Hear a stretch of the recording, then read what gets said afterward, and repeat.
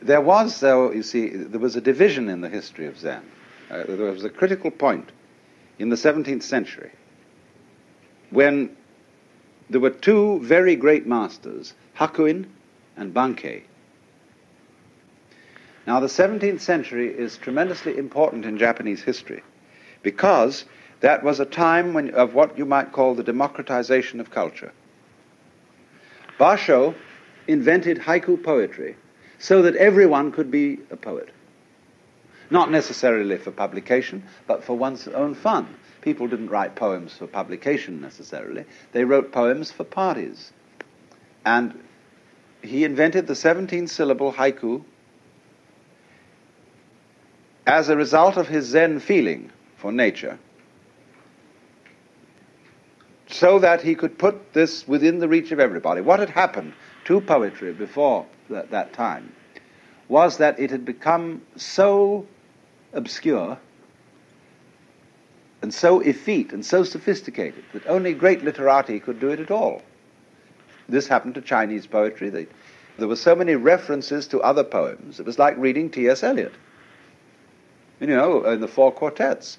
You could get an annotated four quartets showing you the sources of all the phrases he's borrowed. And sometimes you have to know the source in order to see what he means by it. And all shall be well, and all shall be well, and all manner of things shall be well. All right, that's straight from the Revelations of the Divine Love by Dame Julian of Norwich. But whoever would know that? And you have to understand the scene she was digging in order to know really what Eliot's getting at in that all shall be well. And he's full of that. He quotes the Bhagavad Gita. He quotes everybody. So if we all had to write that way, nobody could be a poet, unless he was a great scholar. So Basho popularized the haiku. And the haiku are originally based on the Zenrin poems. They take their flavor from that. There is one, you see, that bird calls, mountain changes to be more mysterious. The first line of that says, the wind drops, but the flowers keep on falling. The bird calls, and the mountain becomes more mysterious. And so haiku developed from that kind of short insight, that glimpse of nature. Now, while Basho was taking poetry to the peasants, Bankei was taking Zen to them as well, to the farmers. And he ran his Zen on an entirely different system. He talked mainly about what he called husho. Husho is the unborn, that which has not yet arisen and which, as a matter of fact, never does arise. And so he said, there is in you the unborn mind which was given to you by your parents. Let me just read you a few quotations from him to show you what sort of a person he was. The mind begotten by and given to each of us by our parents is none other than the Buddha mind, birthless and immaculate, sufficient to manage all that life throws upon us. A proof.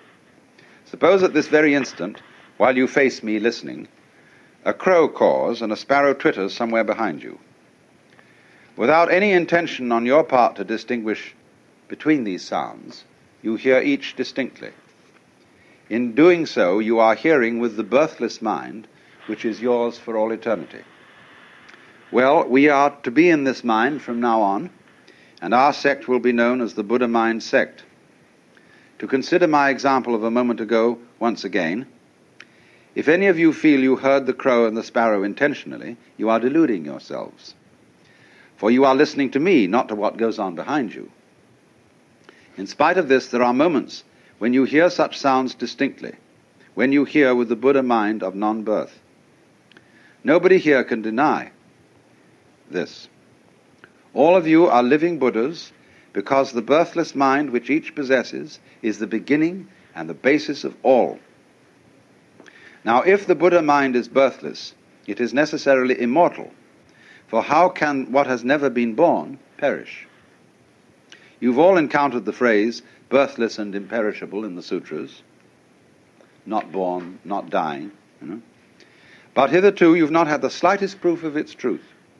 Indeed, I suppose, like most people, you've memorized this phrase while being ignorant of the fact of birthlessness.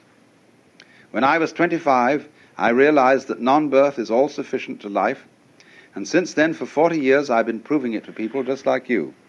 I was the first to preach this greatest truth of life. I ask, have any of you priests heard anybody else teach this truth before me? Of course not. A priest said to him, once in the Buddha mind, I'm absent-minded. Bankei says, well, suppose you're absent-minded as you say. If someone pricked you in the back with a gimlet, would you feel the pain? Naturally. Then you are not absent-minded. Feeling the pain, your mind would show itself to be alert. A layman says, though I undertake Zen discipline, I often find myself lazy, weary of the whole thing, unable to advance. And he replies, once in the Buddha mind, there's no need to advance, nor is it possible to recede. Once in birthlessness, to attempt to advance is to have receded from the state of non-birth. A man secure in that state need not bother himself with such things. He's above them. The Buddha mind in each of you is immaculate. All you've done is reflected in it. But if you bother about one such reflection, you're certain to go astray. Your thoughts don't lie deep enough. They rise from the shallows of your mind. Remember that all you see and hear is reflected in the Buddha mind and influenced by what was previously seen and heard. Needless to say, thoughts aren't entities. So if you permit them to rise, reflect themselves, or cease altogether as they are prone to do, and if you don't worry about them, you'll never go astray. In this way, let 100, nay 1,000 thoughts arise, and it's as if not one has arisen. You will remain undisturbed. The only thing I tell my people is to stay in the Buddha mind. There are no regulations, no formal discipline. Nevertheless, they have agreed among themselves to sit in Zen for a period of 2 incense sticks daily. All right, let them.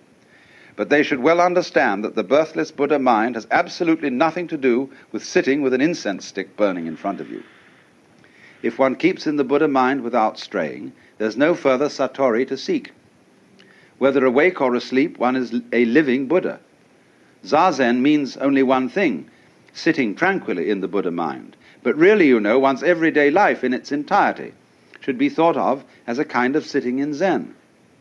Even during one's formal sitting, one may leave one's seat to attend to something. In my temple, at least, such things are allowed. Indeed, it's sometimes advisable to walk in Zen for one incense stick's burning and sit in Zen for the other. A natural thing after all. One can't sleep all day, so one rises. One can't talk all day, so one sits in Zen. There are no binding rules here. And so that's what happened, you see. Bankei was the abbot of Myoshinji, the Roshi.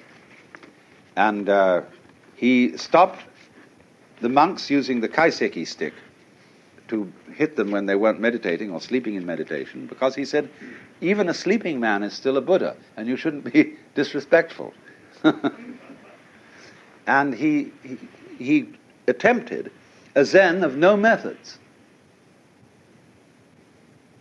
You can meditate if you want to, that's fine. But that's like polishing a brick to make a mirror.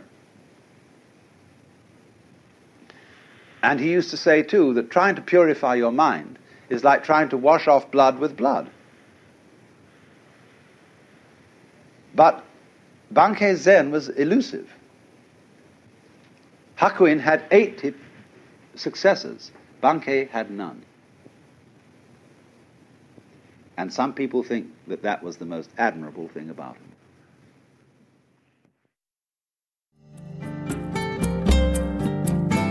This concludes Session 8 of Out of Your Mind, Essential Listening from the Alan Watts Audio Archives. Our program continues with Session 9.